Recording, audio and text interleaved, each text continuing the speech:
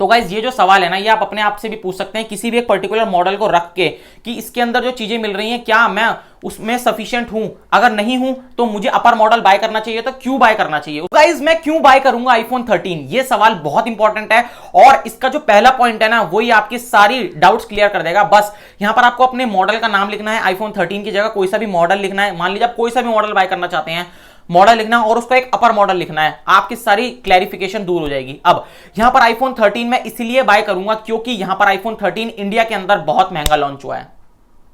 अरे ये तो कोई बात नहीं हुई, लेकिन यहां पर आईफोन 13 प्रो मैक्स ना हद महंगा हुआ है। मतलब 13 तो महंगा हुआ ही लॉन्च है, लेकिन 13 प्रो मैक्स उससे भी ज्यादा महंगा हुआ है लॉन्च। और इन दोनों के बीच में जो डिफरेंस है ना इंडिया के अंदर, वो पूरे के पूरे 50,000 का डिफरेंस है। अब ये 50,000 का डिफरेंस कीमत जस्टिफाई नहीं कर पा रहे, इंडिया के अंदर नहीं कर पा रहे। अगर आप दुबई से बाय करेंगे, यूएस से बाय करेंगे तो ओनली मैक्स टू मैक्स 10,000 का डिफरेंस पड़ेगा 13 प्रो मैक्स एंड आईफोन 13 के अंदर, जो कि बिल्कुल भी बड़ा नहीं है। और अगर मैं होता ना कि 10,000 का डिफरेंस होता तो मैं 13 प्रो मैक्स ही बाय करता, लेकिन इंडिया के अंदर आपको पता है टैक्सेस बहुत हाई हैं, ठीक है। यहां पर पूरे 50,000 का डिफरेंस देखने को मिल रहा है और वो 50,000 13 एंड 13 प्रो मैक्स के अंदर जस्टिफाई बिल्कुल भी नहीं कर रहे अपनी कीमत को। दूसरा पॉइंट ये है कि यहां पर मेरे पास आईफोन 11 है, ये वीडियो आईफोन 11 से शूट हो रही है और मैं आईफोन 11 का अगर मैं कंपैरिजन करता हूं, वीडियो बनाता हूं, तो मैं आईफोन 13 के साथ जस्टिस होगा।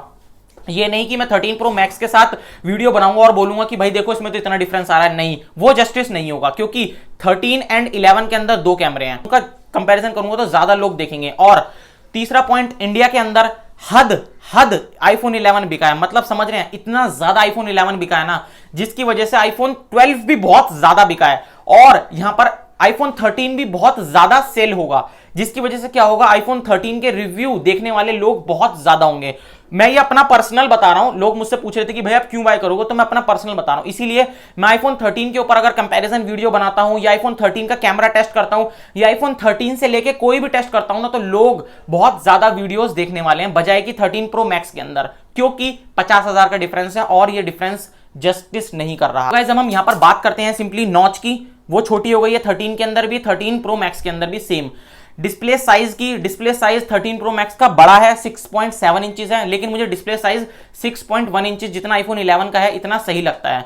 डिस्प्ले क्वालिटी दोनों में सेम है, 13 प्रो मैक्स के अंदर भी सेम है क्वालिटी वाइज एंड 13 के अंदर भी सेम है। 5G दोनों के अंदर सेम है, मतलब मोस्ट ऑफ द चीजें दोनों के अंदर सेम है, ठीक है। अगले पॉइंट की बात करता हूं, वीडियो क्वालिटी।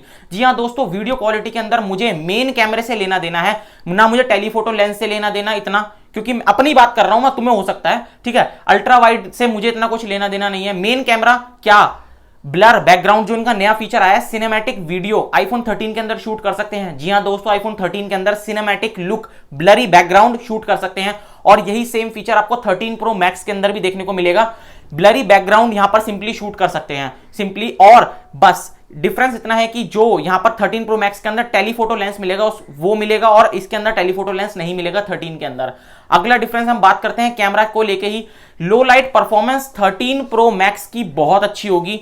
आईफोन 13 की लो लाइट परफॉर्मेंस उतनी 13 प्रो मैक्स से अच्छी क्यों नहीं होगी, क्योंकि 13 प्रो मैक्स के अंदर बड़े सेंसर यूज किए गए हैं, आईफोन 13 के अंदर थोड़े से स्मॉलर सेंसर यूज किए गए हैं। लेकिन क्या ये सेंसर बिल्कुल भी बेकार हैं? ऐसा बिल्कुल भी नहीं है, बहुत अच्छे सेंसर हैं। अब बात करते हैं क्या मुझे लो लाइट की जरूरत है। मैं अपने आप से ही सवाल पूछ रहा हूं, आपको आंसर दे रहा हूं। लो लाइट की मुझे जरूरत नहीं है क्योंकि मेरे पास लाइटनिंग कंडीशन बहुत अच्छी है। ये रिंग लाइट है, यहां पर ट्यूब लाइट है, यहां पर एलईडी लाइट है, लाइटें ही लाइटें हैं, तो मुझे लो लाइट में शूट करने की जरूरत नहीं पड़ेगी। तो गाइस, ये जो सवाल है ना, ये आप अपने आप से भी पूछ सकते हैं किसी भी एक पर्टिकुलर मॉडल को रख के कि इसके अंदर जो चीजें मिल रही हैं क्या मैं उसमें सफिशिएंट हूं, अगर नहीं हूं तो मुझे अपर मॉडल बाय करना चाहिए, तो क्यों बाय करना चाहिए। 10 रीजन निकालिए, ठीक है, वो रीजंस को देखिए कि क्यों बाय करना चाहिए। अगर वो रीजन सच में वैलिड है ना, तो आपको फिर अपर मॉडल में जाना चाहिए। मेरे आईफोन 13 के अंदर सारी रिक्वायरमेंट्स पूरी हो रही हैं क्योंकि मुझे शोशा नहीं करनी, मुझे सिर्फ इससे मनी अर्न करनी है, जो कि ये मेरा काम है। यूट्यूब पे वीडियोस बनाना, बेस्ट से बेस्ट क्वालिटी देना,